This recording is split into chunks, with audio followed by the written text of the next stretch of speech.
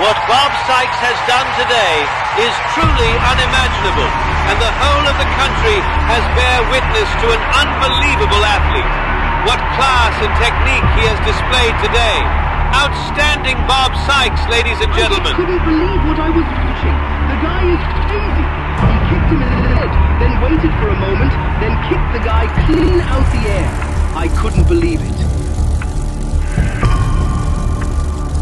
After what was 30 years of trading, competing, trying to prove myself to the world, and at the same time run a best-selling martial arts publication, finally I hit a wall.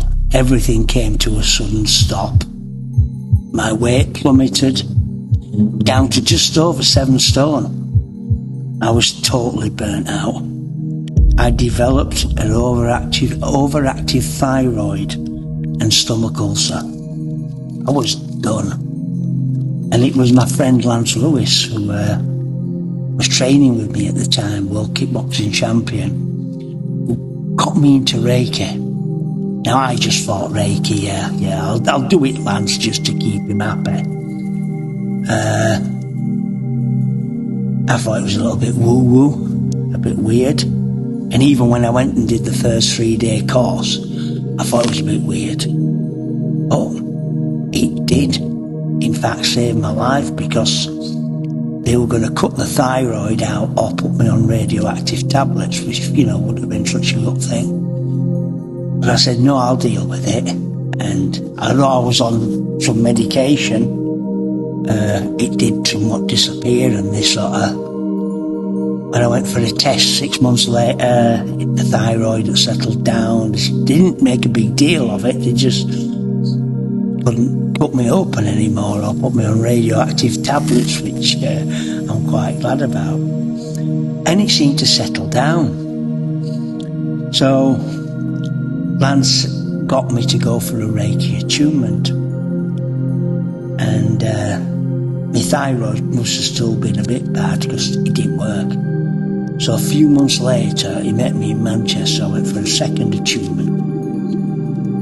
And I did it reluctantly because I just thought they were all a bit weird, the Reiki lot.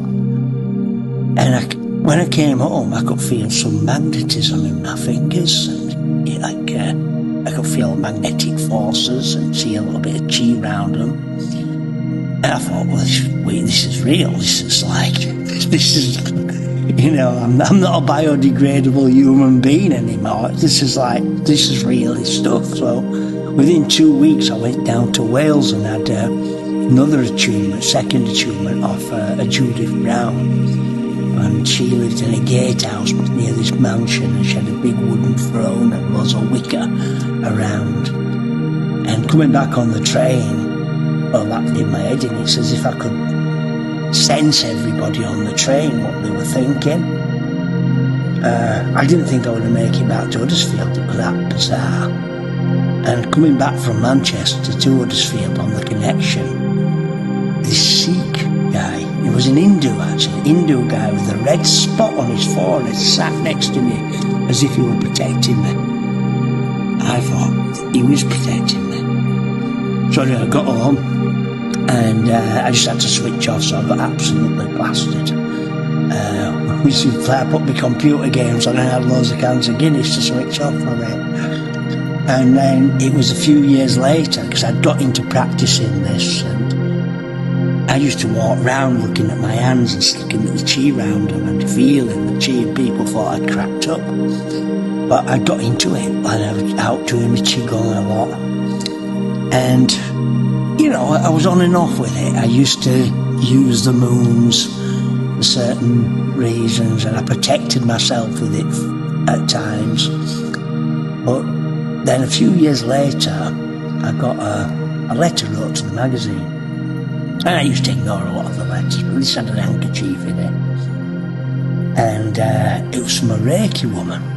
And she said, she's so-and-so, so-and-so. I'm not going to mention her name, because it's Sandra Barber from Newcastle. And I just sort of laughed it off and put it to one side. That night I went to bed, and I could see something on the landing behind me, door in the light.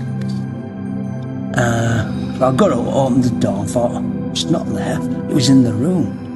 I like a cloudy energy in the room. So I thought, I'm off. I'll go down, make a cup of tea, have some toast, and go out to bed. So I got on. Went back, it was still there. I thought, it's that Reiki woman. That's who it is. So I rang her the next day and asked her. She said, yeah, that were me. And she gave me what you call the master's attunement of Reiki.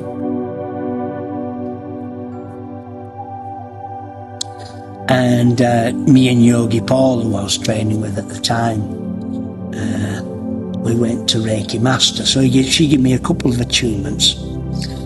And it was there, really, that I started. I think it was just before the lockdown, the COVID thing. I started doing a meditation class down here in Gong. And as time ticked by, I started doing more of them, and all of a sudden people have been coming on a Sunday, and I'm going to start even doing more.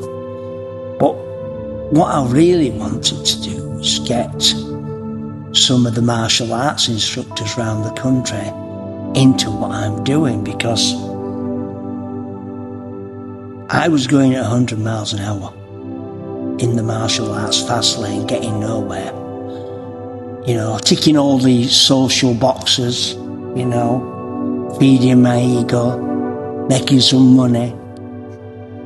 But I still felt empty. There's still a void that couldn't be filled. And eventually, smash, bang, wallop, I hit that wall. Now I do see a lot of martial arts instructors, you know, doing the same as I was doing. And yeah, they might be smiling, but I can see in the eyes they're not happy. I want them to get into Reiki. But it's not for everybody. There won't be many people actually come along and do it. There will be some. And they could just add it into their syllabus, you know, like I do on a Sunday down here. And actually, I look forward to coming down. It's my favourite class of the week. To just do a little bit of Qigong with them, with the students. Do a little bit of breathing, oxygenate your body, de-stress yourself, and get into meditation. Because, in my opinion anyway, I think the only way out is in. And that's it basically, yeah. The only way out is in.